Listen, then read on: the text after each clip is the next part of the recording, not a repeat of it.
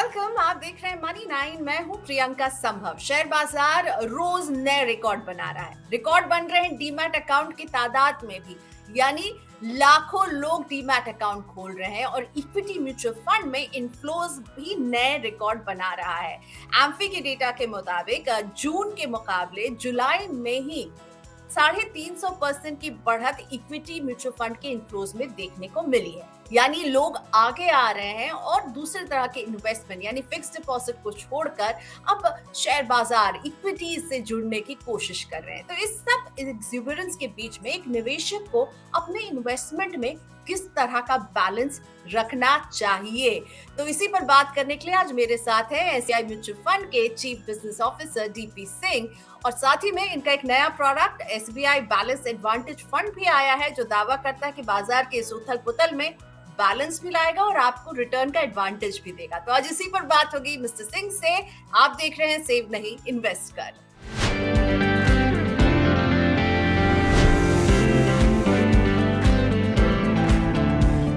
Thank you so much mister Singh, आपने money 9 के लिए वक्त निकाला। मैंने जैसा इंट्रो में बताया कि अभी जो एक्सुबरेंस बाजार में नजर आ रहा है, शेयर बाजार रोज एक नए रिकॉर्ड पर है।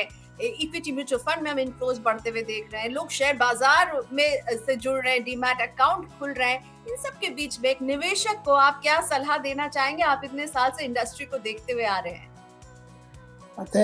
सबसे पहले तो प्रियंका बहुत बहुत शुक्रिया आपका, आपने मेरे को इस शो में बुलाया, तो इसके लिए बहुत बहुत धन्यवाद आपका।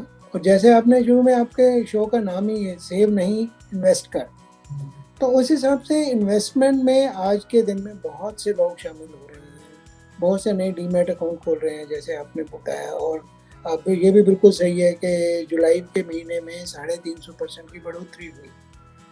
परंतु जब भी ऐसी एक्सुबरेंस होती है उस वक्त ये बहुत ज़रूरी होता है कि अपने बिहेवियर को कंट्रोल किया जाए, अपने एक्सुबरेंस को कंट्रोल किया जाए, क्योंकि ये निवेशक का हार्ड अर्न मनी होता है। इसको एक बहुत ही रिस्पॉन्सिबल तरीके के साथ इन्वेस्ट करना ज़रूरी है। और हमने इतिहास इस चीज़ की गवाही देता है कि जब भी बहुत ज़्यादा एक्सुबरेंस होती है, जब बहुत से लोग आते हैं, तो उसके बाद कोई भी नुकसान भी हो सकता है। मैं ऐसा नहीं कह रहा हूँ कि अभी भी ऐसा होने वाला है, ऐसा कुछ भी नहीं है, क्योंकि there is lot of positivity about Indian economy all across. Market तो अच्छी करेगी, परंतु जो व्यक्ति पहली बार आ रहे हैं उनको सोच समझ के स्टेप बाय स्टेप इस निवेश की दुनिया में शामिल होना चाहिए, ना कि अपना एक मुफ्त पूरे का पूरा पैसा एकदम इक्विटी में डाल दें। तो उसमें क्या होता है, अगर हमने ये पुराना ये भी देखा है कि जो व्यक्ति अपनी उंगलियों को जला लेता है पहली बार ही अपने निवेश को करके, एक महंगे बाजार में निवेश करके, तो कम से कम वो 10 साल तक बाजार से बाहर रहता है, वो दोबारा आने की हिम्मत ही नहीं करता। हम ऐसा नहीं चाहते कि ऐसा हो, जैसे कि आप भी चाहते हैं एक जिम्मेवार निवेशक को कैसे बिहेव करना चाहिए। और हम एज ए मैन्युफैक्चरर स्पेशली, जबकि हम सबसे बड़े म्यूचुअल फंड हैं कंट्री के, और सब हम स्टेट बैंक ऑफ इंडिया के नाम से आ रहे हैं, तो हमारी ये जिम्मेवारी बनती है कि कोई ऐसी स्कीम लेके आई जाए जिसमें आने वाले टाइम में थोड़ी रिटर्न कम मिल जाए। अगर मार्केट ऊपर जाती है तो हर एक व्यक्ति उसको समझ लेगा, परंतु nobody wants to have a bad experience. And we as a investing communities basically agents to invest on their behalf, we also don't want कि उनका कोई नुकसान हो या उनका कोई बैड एक्सपीरियंस हो। तो ऐसी स्थिति में ये ज़रूरी है कि balance advantage kind of category, जहाँ के एक बैलेंस तरीके में पैसा तो निवेश करो, पर इस तरह से करो कि आपका पूरे का पूरा पैसा एक कथित महंगे बाजार में बहुत ज़्यादा ना लग जाए। राइट, तो ये डायनामिक एसेट एलोकेशन वाला हाइब्रिड फंड है जो एसबीआई अपने बेड़े से लेकर आई है। मुझे ये बताइए मिस्टर सिंह, इतने सारे बैलेंस एडवांटेज फंड हैं, 26 बैलेंस एडवांटेज फंड है, उसमें एसबीआई के बैलेंस एडवांटेज फंड में क्या अलग आप ऑफर कर रहे हैं इन्वेस्टर को, और क्या नए निवेशक के लिए बैलेंस एडवांटेज फंड क्यों राइट प्रोडक्ट है? बिल्कुल सही। उसमें देखिए दो चीज़ें हैं प्रियंका। देखो, जब सेबी ने कैटेगराइजेशन की थी फंड्स की, तो उसमें बैलेंस एडवांटेज फंड को एक कैटेगरी के तौर पे उसको एक एक्सेप्ट किया गया था कि बैलेंस एडवांटेज फंड एक कैटेगरी हो। हमें ये लगता था कि ये जो कैटेगरी है इसको एक सही समय पे लेके आना ज़रूरी है, चाहे आप कुछ भी कह दो। तो जब हम एनएफओ लेके आते हैं तो एक ज़्यादा स्पेशली जब कोई भी फंड एसबीआई फंड हाउस जैसे फंड से आता है तो लोगों में एक ये चाहत रहती है कि इसमें पार्टिसिपेट किया जाए और इसमें देखा जाए कि कैसे करते हैं। अभी इसके बारे में अगर आपने पूछा कि इसमें हमारा अलग क्या है, इसमें अलग सिर्फ यही है कि हम बहुत ज़्यादा जिम्मेवारी के साथ इस फंड को चलाने की चेष्टा कर रहे हैं और उसके लिए हमने बहुत ज़्यादा टाइम इस पे इन्वेस्ट किया है। हमने एक एसेट एलोकेशन कमेटी बनाई है, क्योंकि ये कोई ऐसा नहीं है कि अगर मैं आज की डेट में फंड मैनेजर हूँ, मेरी गट फीलिंग है कि मार्केट ऊपर जाएगा या मार्केट नीचे जाएगा। It's not going to be with the gut feeling. इसमें पूरी एक एसेट एलोकेशन कमेटी है जो देखेगी डिफरेंट पैरामीटर्स के ऊपर कि बाज़ार महंगा है या बाज़ार आज की डेट में नॉर्मली प्राइस्ड है या बाज़ार सस्ता है, और उसी हिसाब से ये इक्विटी एलोकेशन को चेंज करेंगे। उसमें सिर्फ हम सिर्फ ये नहीं देख रहे कि बाज़ार के महंगा सिर्फ पी प्राइस अर्निंग रेशो जो बोलते हैं सिर्फ वही नहीं देखते कि प्राइस अर्निंग रेशो 30 है या 32 है या 35 है या 18 है। हम ये देखते हैं कि सेंटीमेंट क्या है। जब सेंटीमेंट बहुत एक्जुबरेंट होता है तो हमारा ये सेंटीमेंट इंडेक्स बोलता है कि इस वक्त इसमें थोड़ी जो एलोकेशन है कम कर देनी चाहिए, because sentiment is very very strong and lots of money is coming in the market and there could be demand supply mismatch. So that is another point. And third is choosing the best company out of the existence. अब जब हम कहते हैं कि बाजार महंगा है, क्या इसका मतलब ये है कि हर एक स्टॉक महंगा है? तो ऐसी बात नहीं है. Within this market also, when the market is costly, there are very very good valued stocks. जिसमें आज की डेट में भी हमारी इन्वेस्टमेंट टीम को या हमारे एनालिस्ट को ये लगता है कि इसमें अभी स्ट्रीम होती है, क्योंकि हम बिजनेस की तरफ ज़्यादा देखते हैं कि जिस कंपनी का ये स्टॉक है उस कंपनी का बिजनेस कैसा है आगे आने वाले टाइम में, ग्रोथ प्रोस्पेक्टस कैसे हैं, उसकी मैनेजमेंट क्वालिटी कैसी है, उसकी कॉर्पोरेट गवर्नेंस कैसी है. तो ऐसे वक्त में जब बहुत सी नई कंपनियां भी हमें आईपीओ लेके आ रही हैं, there are lot of opportunities. तो we are sure that we will be able to create value for the investor. At this point of time हमें ये लगता था कि ये बिल्कुल सही टाइम है, क्योंकि आज हमें भी लगता है कि बाजार थोड़ा महंगा ज़रूर है, परंतु इसमें जो व्यक्ति नए आएंगे तो उसके लिए ठीक है. और दूसरा एक और है, हम बार बार ये बात कहते हैं कि इंडिया में आवर म्यूचुअल फंड इस percentage is just 12% of GDP. Mutual fund industry just 12-13% of GDP, जबकि ग्लोबल परसेंटेज 63% है. और ग्लोबली म्यूचुअल फंड्स के पास जो पैसा है वो बैंकों के पास जो डिपॉजिट रहता है उससे बहुत ज़्यादा होता है, more than 100% of bank deposit. हमारे यहाँ पे ये सिर्फ 21% है. आज की डेट में जब बहुत लोग अपने बैंक से पैसा निकाल के निवेश में डालने की कोशिश कर रहे हैं, तो ऐसे टाइम में जब जो डाटा हमें बता रहा है कि नए डीमैट अकाउंट खुल रहे हैं, नए निवेशक आ रहे हैं, तो उनके लिए एक रिस्पॉन्सिबल प्रोडक्ट देना, एक जिम्मेवार प्रोडक्ट देना, ताकि जब वो आए तो आने के बाद ऐसा ना हो कि they should not burn their fingers, they should come into a responsible fund, and this is the most responsible fund category and this is the most responsible fund. आपके कॉन्फिडेंस से मुझे लग रहा है आप बार बार इस बात को साबित करें कि नए निवेशक के लिए ये एक responsible product SBI mutual fund की तरफ से है. अब मुझे ये बताइए, आपने अभी कहा कि हम सेंटिमेंट देखेंगे, साथ में ऐसी कंपनियों को भी चुनेंगे जो कि न्यू एज कंपनीज जो आ रही हैं, जिनमें हम देख रहे हैं कि दम है. तो मैं ये मानूं कि जो एसेट इक्विटी में जो आप एलोकेशन करेंगे वो एक तरह से मोमेंटम और वैल्यूएशन दोनों के आधार पर करेंगे, और लार्ज कैप, मिड कैप और स्मॉल कैप में किस तरह का डिवीजन इक्विटी में रखने का इरादा है? बिल्कुल ऐसे ही होगा. हम एक नई जनरेशन की कंपनी को भी देखेंगे जिसमें, क्योंकि अगर आज की डेट में अगर 15 आईपीओ आए हैं मार्केट में, तो हमने 10 या 12 में इन्वेस्ट नहीं किया था. 2 या 3 जिसमें हमारा पूरा कन्विक्शन था उसी में किया, क्योंकि हमें पता था, हम we are convinced about those companies. While saying so, I'm not saying the other 12 are not good, right? But our conviction is not there. We have not, because तो मोमेंटम के साथ-साथ आप एक तरह से वैल्यूएशन पर भी नजर रखेंगे इस फंड में. Absolutely. Momentum, growth and growth trajectory for the coming 5 years. We will not go by what they have, the company has given the last 5 years.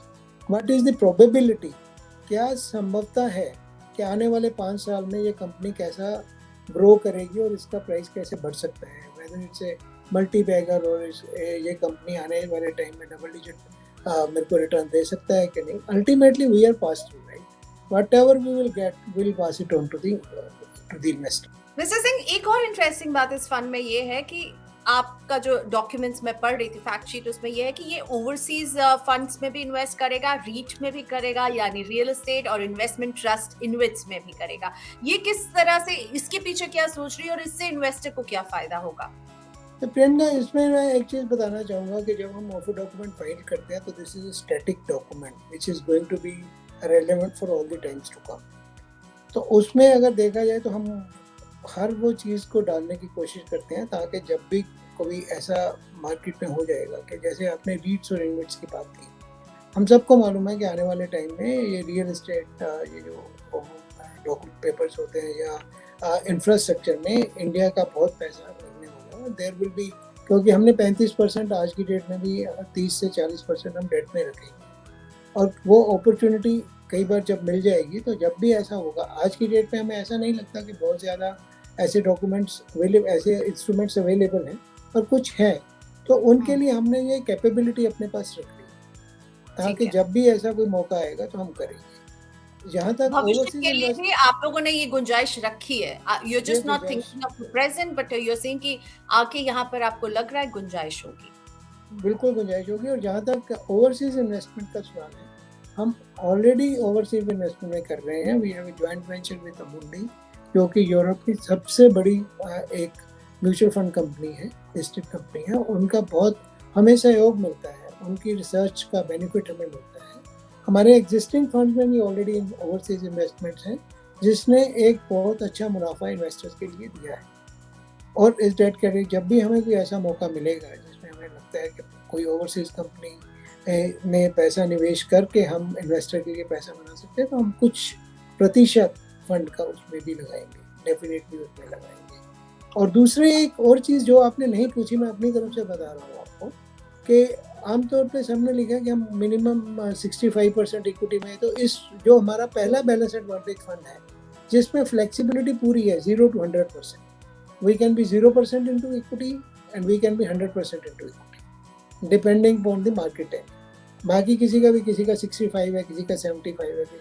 और वो भी हमने फ्लेक्सिबिलिटी की गुंजाइश क्यों रखी, क्योंकि हम जो 3 चीज़ें हैं, एक तो मार्केट का रिटर्न और दूसरा जो सबसे बड़ा है, हम बात करते हैं टैक्स एफिशिएंसी की, टैक्स की लचकता के. क्योंकि ये जो टैक्स लॉज हैं, आज जो हम बात कर रहे हैं 65% मिनिमम टैक्स इसमें इक्विटी में हो तो टैक्स का बेनिफिट मिलता है. हो सकता है कल को सरकार जब बजट लेके आए ये 65 को 75 कर दे या 65 को 51 कर दे या 50 कर दे, तो हमने इसमें पूरी लचकता रखी है. जैसे जैसे टैक्स लॉ चेंज होंगे हम अपने इसकी स्ट्रेटेजी चेंज करेंगे, क्योंकि टैक्स का रेट में बहुत ज़्यादा अंतर है. अगर हम 1 साल के बाद पैसा निकालना चाहें, अगर वो इक्विटी कैटेगरी का है, तो उस पर टैक्स रेट सिर्फ 10% है. जबकि एक नॉर्मल व्यक्ति जो 30% तो मैं मान के चलता हूँ कि मिनिमम 30% टैक्स में मेजोरिटी आते हैं, 20 और 30% में, या फिर 40% वाले भी जो HNI हैं 42% में सरचार्ज के साथ. तो उनके लिए ये एक बहुत ही महत्वपूर्ण चीज़ है कि टैक्स रेट क्या है. तो हमने इसमें ऐसी फ्लेक्सिबिलिटी रखी है, जैसे जैसे टैक्स लॉस होंगे उसके साथ क्या चीज़ इफेक्ट करेगी, हम उसी हिसाब से अपनी इन्वेस्टमेंट स्ट्रेटजी चेंज करते रहेंगे. जैसे आज की डेट में है कि हम 65% कम से कम इक्विटी कैटेगरी में रखेंगे. जब मैं कह रहा हूँ इक्विटी कैटेगरी में रखेंगे तो इसका मतलब ये नहीं कि इक्विटी में रखेंगे. आज की डेट में हमारा जो मॉडल बोलता है कि आपका इन्वेस्टमेंट 35 से 40% इक्विटी में होना चाहिए, तो रिमेनिंग 25%, क्योंकि वो टैक्स लॉस के लिए ज़रूरी है, तो वो उसको हम आर्बिट्राज कैटेगरी में रखेंगे, जिसको इक्विटी कैटेगरी में गिना जाता है. तो remaining 35% will keep some money in the SDLs, जो स्टेट डेवलपमेंट लोन्स होते हैं, कुछ ऐसे में रखेंगे जो मनी मार्केट इंस्ट्रूमेंट्स होते हैं. और बाय द वे, जो पैसा हम ओवरसीज सिक्योरिटीज में लगाते हैं उसको भी डेट कैटेगरी में गिना जाता है, इक्विटी में नहीं गिना जाता है एज पर टैक्स लॉस, क्योंकि ओवरसीज सिक्योरिटी जो है वो डेट कैटेगरी में गिनी जाती है एज पर टैक्स लॉस.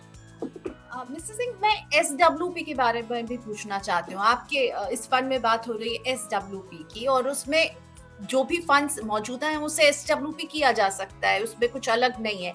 लेकिन आप लोगों ने इसमें एक रखा कि आप परसेंटेज निकाल सकते हैं अपने प्रिंसिपल अमाउंट का। इससे क्या निवेशक को फ़ायदा होगा?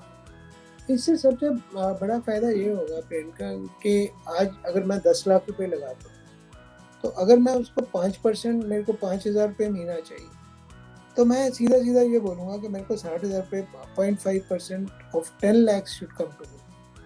तो हमने ये रखा कि जो भी प्रिंसिपल अमाउंट को इन्वेस्ट करेगा at any point of time, उसका automatically 0.5% monthly, 1.5% quarterly, 3% half yearly और 6% ईयरली हम पे करते रहेंगे, एक फिक्स अमाउंट उसका। उसका फ़ायदा ये है कि एक सर्टेनिटी रहेगी। जिस बंदे को कैश फ्लो चाहिए, अगर आज की डेट में एक बंदा रिटायर हो रहा है, उसको मालूम है कि उसको 10,000 रुपया उसको पेंशन के अलावा चाहिए, या पेंशन नहीं मिलती तो भी कितना अमाउंट चाहिए, तो वो उस हिसाब से अपना प्लान कर सकता है।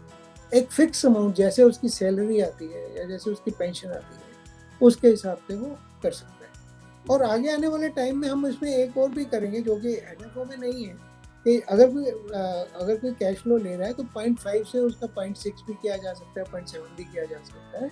आने वाले टाइम में जैसे जैसे उसकी वैल्यू बढ़ जाएगी तो वो परसेंट बढ़ाई जाती है, वो हम बाद में लेके आएंगे। ठीक है, एक फ्लेक्सिबिलिटी आप देंगे। वैसे आपकी राय क्या है, एसडब्ल्यूपी से जब पैसे विथड्रॉ करते हैं लोग, तो कितने समय आप सलाह देते हैं कि इतने समय निवेश करने के बाद आप एसडब्ल्यूपी की शुरुआत कीजिए, वो ताकि हम जनरली ये कहते हैं कि कम से कम 6 महीने ना लो। अगर जैसे अभी पैसा लगा रहे हो तो हमने स्कीम में भी यही है कि जो भी व्यक्ति आज की डेट में पैसा लगाएगा और एसडब्ल्यूपी के लिए ऑप्ट करेगा, तो उसकी एसडब्ल्यूपी हम 1 अप्रैल से शुरू कर रहे हैं, ताकि ना कि अगले महीने से, ताकि वो पोर्टफोलियो को कुछ अर्न हो जाए, ताकि उसकी वैल्यू एकदम से कम ना हो जाए। Okay, fine. तो एक नए निवेशक के लिए बैलेंस एडवांटेज फंड एक अच्छा फंड हो सकता है, लेकिन ये बताइए कि इस समय के बाजार में आपकी कोई फियर है क्या, आपको कोई डर है क्या, जो आप निवेशकों को आगाह करना चाहेंगे?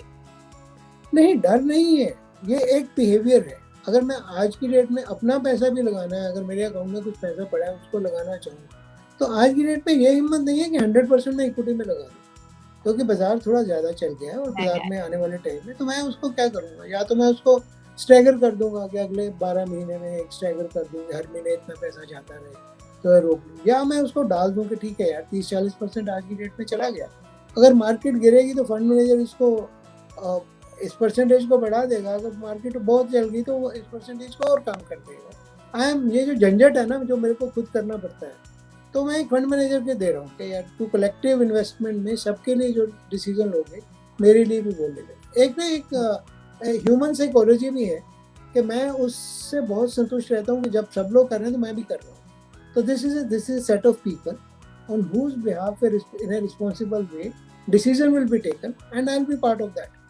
डाउनसाइड रिस्क कुछ आप जो हाईलाइट करना चाहेंगे, डाउनसाइड रिस्क क्या हो सकते हैं? डाउनसाइड रिस्क तो ये है कि देखिए, जो भी बंदा निवेश करता है उसको ये समझना पड़ेगा कि इक्विटी मार्केट्स और म्यूचुअल फंड्स है सब्जेक्ट टू मार्केट रिस्क। अगर कल को मार्केट में 10% या 12% की गिरावट आ जाती है, which is highly unlikely, of course this is I am एक थ्योरेटिकली एक चीज़ बोल रहा हूँ, तो अगर वो आ जाती है तो आपका फंड जो है 3-4% तो गिरेगा ही गिरेगा। अगर आपका 40% हो तो 3% तो गिरेगा ही, क्योंकि फंड मैनेजर तो गिरावट को थोड़ा कम कर सकता है, उसको बिल्कुल ख़त्म नहीं कर सकता। और बढ़ोतरी भी होगी तो आपका इतना परसेंट इक्विटी में है, उसके हिसाब से बढ़ोतरी होगी। तो ये मान के दी expectation should be muted in the long term. अगर मैं पैसा 5 साल के लिए डाल रहा हूँ तो मेरी जो एक्सपेक्टेशन है कि ये बैंक का जो ब्याज दर है उससे कम 2-3-4% ज़्यादा ब्याज दे दे, रिटर्न मेरे को दे देगा, वो मेरी एक्सपेक्टेशन ये नहीं है कि बैलेंस एडवांटेज फंड में कि एक साल में डबल होगा। मार्केट डबल होगी तो बैलेंस एडवांटेज फंड डबल नहीं होगा, दैट इज फॉर श्योर। अगर मार्केट डबल हो जाती है 2 साल में यहाँ से, तो balance advantage fund will grow by 40%, 50%, right? But it will not give the kind of return which you will get in equity. At the same time, you will not get the fall as you will get in the normal equity fund. तो आप return के लिए थोड़ा सा muted return, आपको क्या लगता है कि बैलेंस एडवांटेज फंड जो है वो रिटर्न को थोड़ा सा म्यूटेड रिटर्न के लिए आपको तैयार होना चाहिए जब आप बैलेंस एडवांटेज फंड जैसा फंड चुनेंगे? तो बिल्कुल म्यूटेड रिटर्न के लिए तैयार होना चाहिए, but better than anything, better more tax efficient, higher return than your normal bank deposit. वो आपकी एक्सपेक्टेशन बिल्कुल सही है, but that should be over the period of 3 to 5 years. Mutual fund की रिटर्न कभी भी एक स्ट्रेट लाइन में नहीं आती। अगर आप 3 साल के लिए पैसा लगा रहे हैं, तो 1 साल में अगर 20% रिटर्न आ गया तो बहुत ज़्यादा खुश मत होइए, और -5% हो गया तो बहुत ज़्यादा निराश मत होइए। ये मेरा मैसेज है। तो आपने पैसा लगाया 3 साल, तो 3 साल या 5 साल दीजिए फंड, बढ़ने के लिए या कुछ भी रिजल्ट देने के लिए। बिल्कुल। Thank you so much mister Singh. तो ये थे एसबीआई म्यूचुअल फंड के डीपी सिंह, एक क्लियर संदेश देते हुए कि म्यूचुअल फंड में अगर आ रहे हैं तो केवल 1 साल के रिटर्न के लिए नहीं आइए, बल्कि लंबे समय के लिए आपको ये निवेश करना होगा। Thank you for watching money 9। इस तरह के वीडियोस अगर आपको अच्छे लगते हैं तो मनी 9 के यूट्यूब चैनल को सब्सक्राइब करना ना भूलें, बेल आइकॉन को भी क्लिक करें ताकि जब भी हम इस तरह की कॉन्वर्सेशंस लेकर आए तो आपसे मिस ना हो।